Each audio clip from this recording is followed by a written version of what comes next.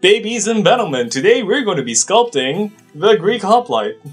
I am obsessed with history. I've loved history all throughout my teenage years and my adult life. I grew up racking up a disgusting number of hours playing Rome Total War and Mountain Blade, and I can't stop watching history YouTube. I am a filthy, disgusting, basement-dwelling history nerd, and I plan to be one for the rest of my life. And it all started when I first laid my eyes on the Greek Hoplite. The sheer level of metal of a bunch of guys lining up and stabbing to death whoever is in front of them really captured my imagination as a child. So I felt that my first history sculpting video should be about the hoplites, to pay homage to the warriors that inspired my passions today. So let's get to it! First, the head. I wanted the hoplite to have a Greek-looking face. I found this picture of an averaged-out Greek male face, but he looked very, non-threatening. So I got this guy instead. Now this guy looks like a proper hoplite Sigma male. I'm gonna base the face on this guy. Ancient Greece was composed of hundreds of city-states who were at a near constant state of war with each other. According to Plato, peace is but a word, and every state was by nature engaged in a permanent undeclared war with every other state. These wars were fought by the hoplites. Hoplites were the main infantry of ancient Greece from the 7th century to the 4th century. They were armed with a Dory Spear, Xiphos or Krepis Sword, bronze helmet, bronze greaves, bronze cuirass or a linen armor called Linothorax, and the Aspis Shield. Their equipment was designed to be perfect to form their signature battle formation, the infamous phalanx, where they stood in a tight formation with overlapping shields, shoulder to shoulder, back against the shield of the hoplite behind, spears held high to form a stabby bulldozer of meat and metal. They were totally badass. In Athens, every male citizen had the duty to fight for their city.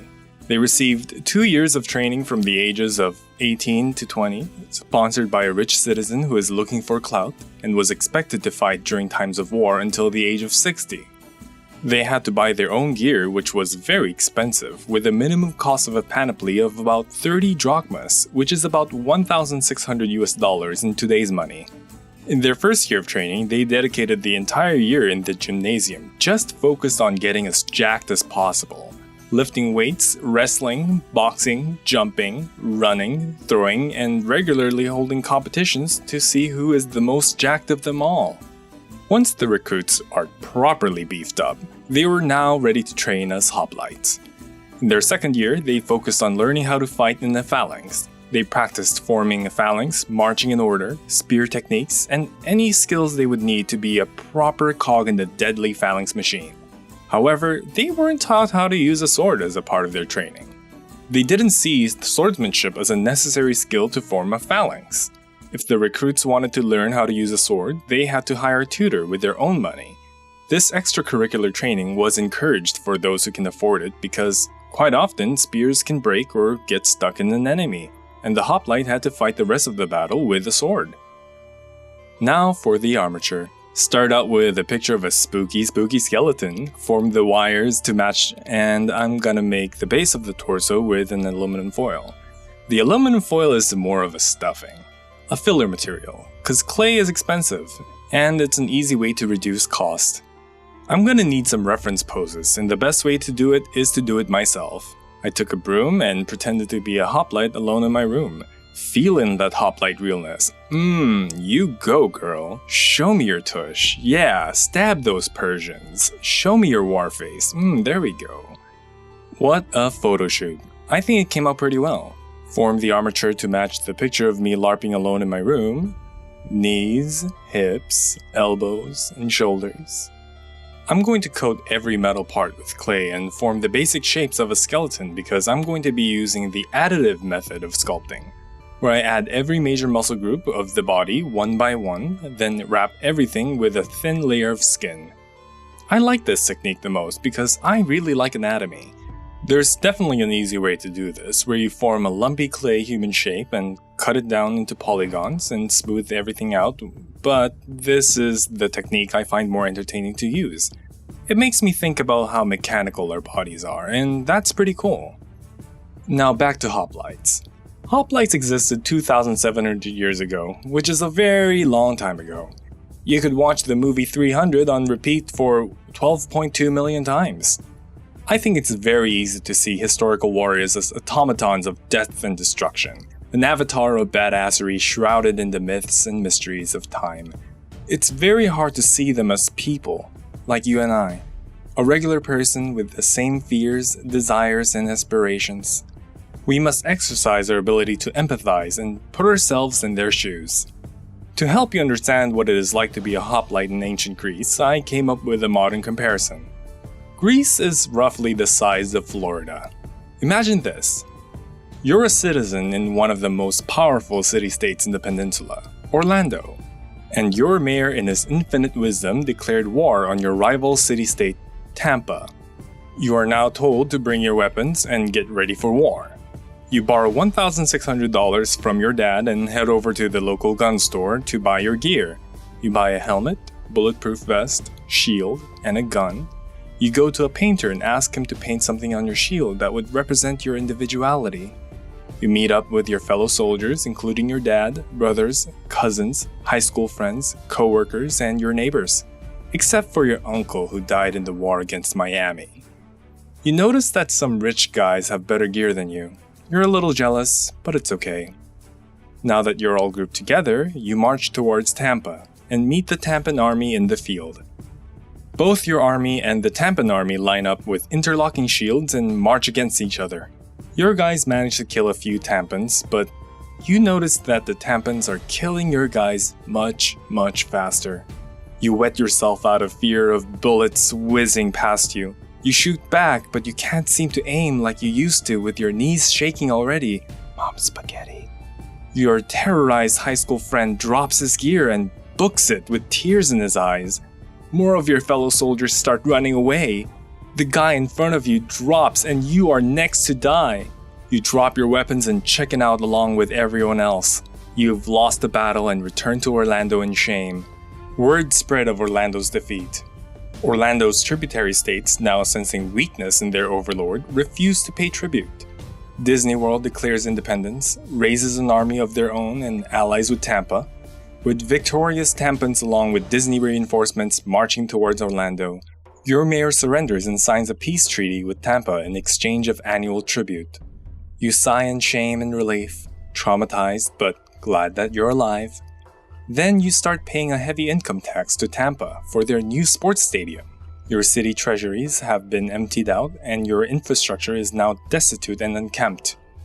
Now your city is nothing but a tax farm and a cheap tourist destination for Tampans, just as Zeus intended. A shadow of its former hegemony, all because of your cowardice. Oh, you think I would have let you win in my example? Hell no. Now to make the clothes. I take a flattened piece of clay and cut it to shape and give it some folds and stick it to the body. The Greek Hoplite wore a tunic called the Chiton under their armor. It wasn't a special style of clothing for battle, it was just a daily outfit that they slapped on in the morning. It was like wearing a t-shirt and jeans to war. It was a simple summer clothing made of 2 pieces of linen sewn at the shoulders and the sides tied to the waist, because wars are usually fought during summer times. And staying cool was very important, and the simplicity of the chiton was perfect. You get a lot of breeze down there. I know it looks like a mini maxi dress. Please don't comment on how hoplites wear mini maxi dresses, it might confuse the algorithm. Stop it guys, I'm gonna give you guys a wedgie. Now to make the armor. I'm going to be making the Linothorax. This was the most common type of hoplite armor. It's made of multiple layers of linen held together with animal glue. The overlapping crisscross fibers made it strong, and the glue held everything in place. The animal glue and linen construction makes the Linothorax stiff enough to hold shape as an armor, yet flexible. It was stiff enough to stop arrows from fully penetrating. If it was hit with a weapon, its flexibility would minimize the cut by bending and absorbing its blow. It did its job as an armor fairly well. It was the ancient version of a Kevlar vest. It had a chest piece that wrapped around the torso, a U-shaped shoulder piece that attached to the back and went over the shoulders tied to the chest, and a series of strips that formed the skirt to protect the groin and the upper thighs. Again with the goddamn skirt. The other option for hoplite armor is the iconic bronze cuirass. Best known for its muscly dude burrow aesthetic to intimidate lesser men of higher body fat percentages. The muscle design was not just for looks. The ridges and curves gave the muscle cuirass its structural strength. Kind of like how if you fold a piece of paper and open it back up, the ridge created makes it harder to bend. The muscle shapes would have been formed by hammering, which means the bronze was thoroughly work-hardened. Work hardening is basically when a metal gets hammered and the grains in the metal get squished together, making the metal hard. When bronze gets work hardened, it's actually strong as mild steel. The Linothorax and the bronze cuirass are often compared to each other as alternatives, so I'll give you the quick rundown. Linothoraxes were lighter than bronze cuirasses, Linothorax weighing around 3.6 kilos or 8 pounds, bronze cuirasses weighing around 4.8 kilos or 11 pounds. Linothoraxes were much cheaper than bronze cuirasses. Linothoraxes were about 2 drachmas or about $100, and bronze cuirasses were about 75 to 100 drachmas, which is about $3,900 to $5,200. Linothoraxes were much easier to produce. Linothoraxes can be made from tough, shitty fabrics and recycled old clothes glued and cut by a couple of idiots. Bronze cuirasses needed a precisely alloyed bronze, casted and hammered by a highly skilled metal worker who dedicated his life to the craft. Linothoraxes can be easily repaired if punctured by swapping out damaged parts in the middle of campaign, while a punctured bronze cuirass were impossible to repair and can be hammered back into shape at best. Linothoraxes had similar protective qualities of a bronze cuirass, but glancing blows will damage a linothorax while it would just slide off a bronze cuirass, and glancing blows were the majority of hits a hoplite would take in a battle. Bronze cuirasses, however, had advantages like being waterproof, being closer to the center of mass of the body, conductive metal absorbing your body heat to keep you cool.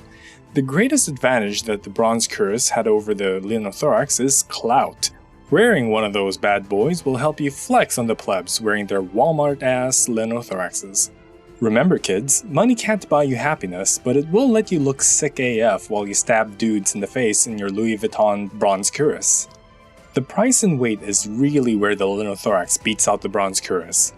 The vast majority of hoplites couldn't afford to invest in a bronze cuirass that they would only use a couple of times in their life, because they had better things to buy with their money, and opted to buy a linothorax instead. They had bills to pay and mouths to feed. In the beginning of hoplite warfare, when it was mostly hoplite versus hoplite, running fast wasn't that important, and the heavier bronze cuirass was a good option. Later on, as armies started using more and more fast-moving skirmishers and cavalry, and the hoplites had to keep up with the speed of the other warriors, weight became very important, and the bronze cuirass fell out of favor. At the end of the hoplite's popularity, wearing a linothorax or even wearing no armor at all became the norm. Okay, we gotta address the elephant in the room here. Some of you history fans must be seething and foaming at your mouths while watching this because the hoplite I'm sculpting is using the overarm grip instead of the underarm grip.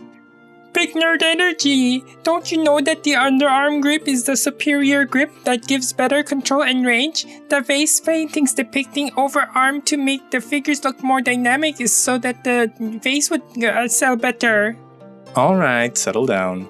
For those of you who haven't come across this age-old internet debate about how hoplites held their spears, the underarm grip camp believes that the hoplite used the underarm grip based on some certain YouTubers, or trying out the grips themselves and seeing which generates more power, control, and range, and found that the underarm grip did better in all 3 categories.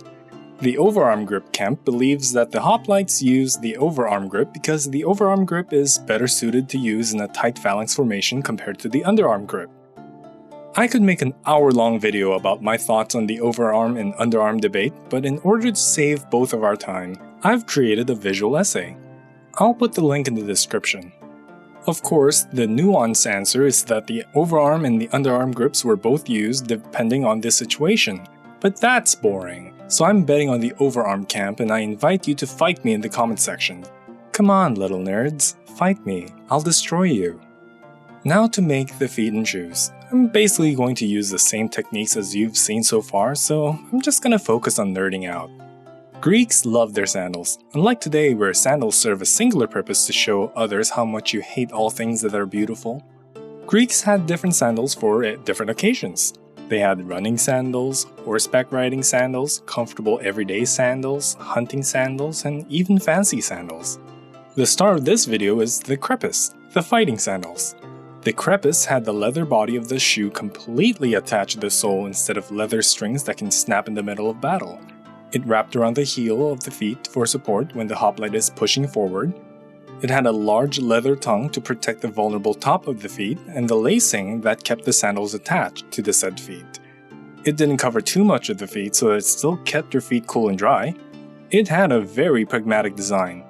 Here's a fun fact. Shoes in ancient Greece was priced between $95 to $420 in today's money, which is not too different from today's shoe prices. Maybe those sneakerheads investing their hard-earned money in shoes aren't all that crazy. Could shoes be a good hedge against hyperinflation? Who knows? Now for the greaves. The hoplite shield only covered down to the top of the knee, leaving the lower legs exposed. In order to protect the lower legs, the hoplites wore greaves made out of bronze. Bronze is a really cool metal. It's naturally springy, easy to harden, and the coolest thing about bronze is that it has a very low friction coefficient against iron. If you take apart an electric motor, the steel shaft is held in place by bronze or brass bushings, because steel glides on bronze like it's on ice. The cylindrical shape of the greaves takes advantage of the slippery qualities of bronze. The most likely weapons that would hit the lower legs were spears, javelins, and arrows, which all have iron heads. If any of these weapons don't hit squarely on the center, slightly off where the surface of the greaves is at an angle, it will just deflect and safely slide off to the side, leaving the legs unharmed. Now for the helmet. The hoplite helmet has evolved many times over the years, and depending on the region and the maker of the helmet design would have been very different. The most popular and the most common type of hoplite helmet was the Corinthian style helmet, which is what I've chosen to sculpt.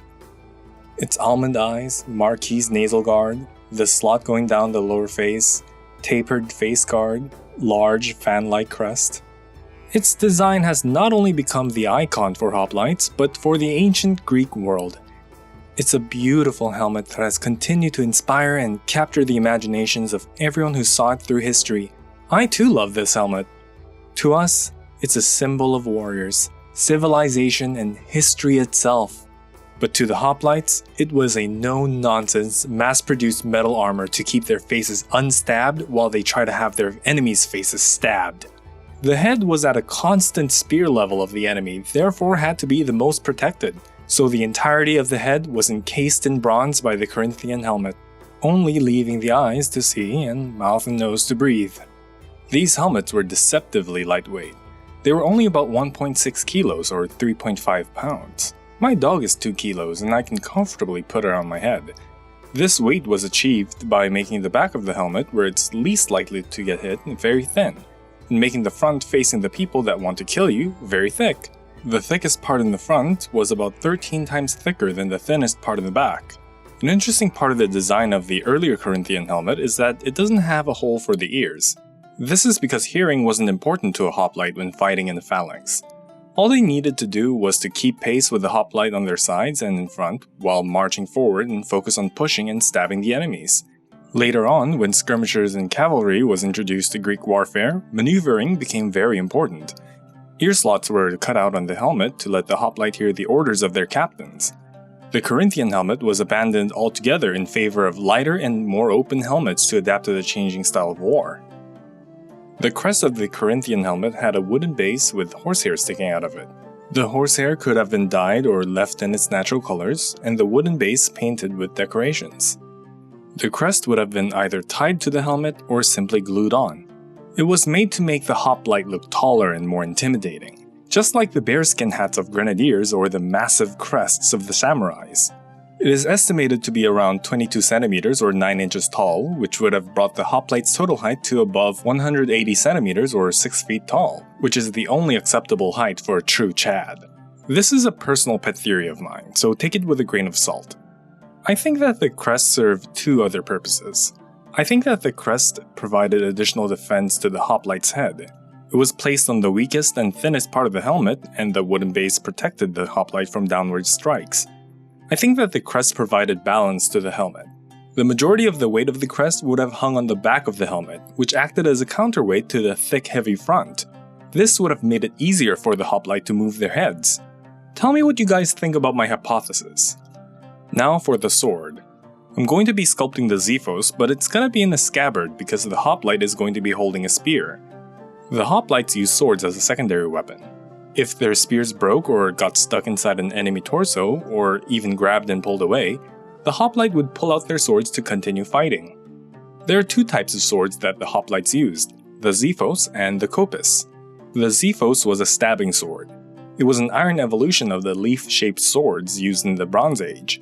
Its straight blade and pointed tip makes it perfect for puncturing the skin and go deep to cause some yummy internal bleeding. I could imagine a hoplite with a Xiphos reaching over the shield of the enemy, stabbing him repeatedly in the neck. Blood spurting out of the gaping wound. Hell yeah. Murder. It was about 50 centimeters long, or 20 inches. However, the Spartans used a shorter 30 centimeters or 12-inch Xiphos. In one account, an Athenian asked a Spartan why his sword was so short, and after a short pause he replied, totally on brand, "It's long enough to reach your heart." The Krepis was a chopping sword. It was forward heavy and forward curving to maximize chopping power, like a machete. The origins of the Krepis is clouded with debate. Some say it's from the Etruscans because the earliest archaeological Krepis-like sword was found in Etruria. Some say it's from the Egyptians due to it looking like and sounding like the Egyptian khopesh. Some say it's an original sword from Greece. I personally think it's just from Greece. It doesn't take a genius to figure out a machete-like chopping sword. Machete-like weapons were convergently invented all over the world. Plus, there are some Greek Bronze Age chopping swords that look kinda like the Krepis. I think these historians are overthinking it. The interesting thing about the Xiphos and the Krepis is that the Greek vases often portrayed the bad guys with the Krepis and the hero with the Xiphos. The theory is that the Greeks considered chopping to be brutal and barbaric. Most injuries and casualties in hoplite warfare would have been clean PG-13 Barney the Dinosaur stab wounds. The Greeks would have found the rare, large open wounds horrific to look at. When a group of hoplite mercenaries were hired to fight the Gauls and visited one of their battlefields, they were mortified by how the battlefield was strewn with severed limbs and all the blood and gore caused by the choppy style of Gallic fighting. Here we go, the moment we've all been waiting for, the Aspis Shield. The Aspis had a single purpose. It was to help a hoplite form a phalanx. It was a massive shield strapped to the forearm, covering the neck down to the knee, weighing a whopping 7 kilos or 16 pounds. It was so heavy that the Spartans made their disobedient soldiers stand guard holding the Aspis as punishment. The least sexy punishment I've ever heard of. It was made of a poplar or willow wooden core, leather lining on the inside, and the face of the shield would have a bronze sheet cover or a bronze emblem. It had a forearm strap in the center, a handle on the side, and a cord running around the forearm strap. The face of the shield was decorated and was quite personal. Design would have represented the individuality of the hoplite carrying it. This was true until the end of the 5th century when hoplites started decorating their shields with the symbols of their own city-states. What would you have put on your shield? For me, I know exactly what I would put. To form a phalanx, a hoplite would overlap his aspis on the aspis of the hoplite on his right, creating a long, impenetrable scale wall of shields. Then they would march in unison towards the enemy. This near-invincible wall would allow them to get face-to-face with the enemy lines. They got so close to each other that a Spartan drew a tiny life-size fly on his aspis, and when someone mocked him for it, he replied, "For I come so close to the enemy that my emblem is seen by them in true size." Once the two lines of hoplites clashed into each other, aspis against aspis, the push, or othismos, would begin. The two lines of 8 men deep would start a shoving match where the hoplites would push the enemy with their aspis. The strongest and the most athletic side who won the push would win the battle. Imagine that in Squid Game. The most interesting part of the aspis is its dome shape. The dome is there to leave space for the chest so the hoplite can breathe during the push. If the shield was flat, the hoplite in the front ranks getting pushed on both sides would get his chest crushed by the pressure, leaving him injured or unable to breathe. The dome shape instead transfers the pressure on the stronger thighs and shoulders, allowing the hoplites to comfortably push as hard as he can. The dome shape also allows the hoplite to rest the heavy Aspis on his shoulder and brings the center of mass of the Aspis closer to the body, making it easier to carry. The Aspis had a protruding rim to further cover above and below the dome. On top, it would cover the neck, which is the most vulnerable part of the hoplite. Under the dome, the rim not only protected more of the exposed thighs, but gave more surface area for the thighs to push onto instead of digging into the soft flesh. The Aspis had a mysterious feature to its design. It had a series of rings holding a cord that ran around the elbow strap. One theory says that it used to be a long cord that was slung around the shoulder like in the Bronze Ages, but later on the cord got shorter and only left as a decorative nod to the bygone past. Another theory is that the string was in tension, pulling the edges of the Aspis together, giving it structural rigidity. The string's purpose isn't mentioned in any written sources for any confirmation, but it seems like to me that it was used as a body strap to be carried around easier. I've seen a vase painting of a hoplite with an Aspis strapped to his back, but for the life of me I can't seem to find it again. If you guys have that picture, please post the link. I'm actually dying to see it. Now for the Dory Spear. The Dory was the primary weapon of the hoplites. It was anywhere between 2 to 3 meters or 7 to 10 feet long. It had a long ash shaft, leaf-shaped iron spearhead, and a bronze butt spike called its Sauritor, or lizard killer. Its name probably came from bored hoplites skewering lizards they found for fun. If you have a hammer, everything looks like a nail, I guess. The Sauritor had multiple purposes aside from poking at poor little scaly boys. The Sauritor was used to stick into the ground to stand the spear. The bronze would allow the spear to stand even in mud because bronze is resistant to corrosion. It acted as a counterweight that shifted the center of balance of the spear to the back, so the hoplite can hold the spear further forward. It can even be turned around to be used as a spearhead in case something happened to the spearhead. It's also used to finish off dying enemies on the ground after a battle. The length of the dory allowed the hoplite behind the front line to reach the enemy to maximize killing power of the phalanx formation. When a phalanx engaged, the first 3 rows of men could spear the enemy at the same time. Later on, the Athenians even doubled the length of their spears, so even more men could spear the enemies at the same time. The dory was a deadly weapon in the right hands. There's even an account of a hoplite spearing through an Aspis and killing the man behind him. It was a weapon to kill or maim an enemy to reduce their numbers to get an advantage before and during the push. Big nerd energy. Hoplites didn't use their spears as much because hoplite warfare was a gentleman's game of pushing each other. Hoplite battles had a very low casualty rate of 5%. No, that's a meme. The 5% casualty rate is the most misquoted stat on hoplites I've ever seen. The original stat is 5% for the winners and 14% for the losers. This casualty rate is similar to medieval battles and was just as brutal. Don't you dare disrespect the hoplites ever again. Now that I'm done sculpting the hoplite, it's time for the base. The original base got a little too dirty, so I got a new one. I'm gonna base it on Thermopylae, the most iconic battlefield in ancient Greek history. I'm sorry to disappoint you kids, but Thermopylae wasn't a ravine. It's actually a choke point between a steep hill and the Gulf of Malea.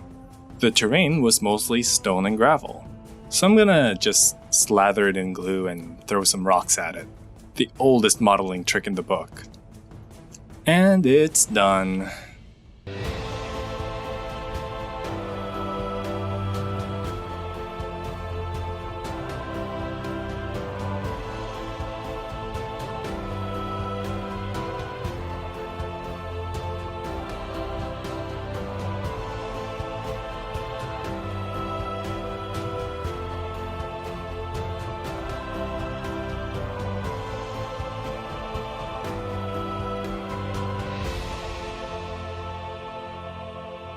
This came out better than I thought. If you want to see more videos like this, give me a like and a subscribe. If you would like to make a formal complaint, you can send your email right here. This is unironically one of my emails. Really, you can send me emails here. I'm curious about you guys. If you like history like I do, what got you started? Which time period? What kind of warrior? Which historical figure? Tell me in the comments, I'm curious. Fantastic job for making it to the end of the video, and I'll see you next time.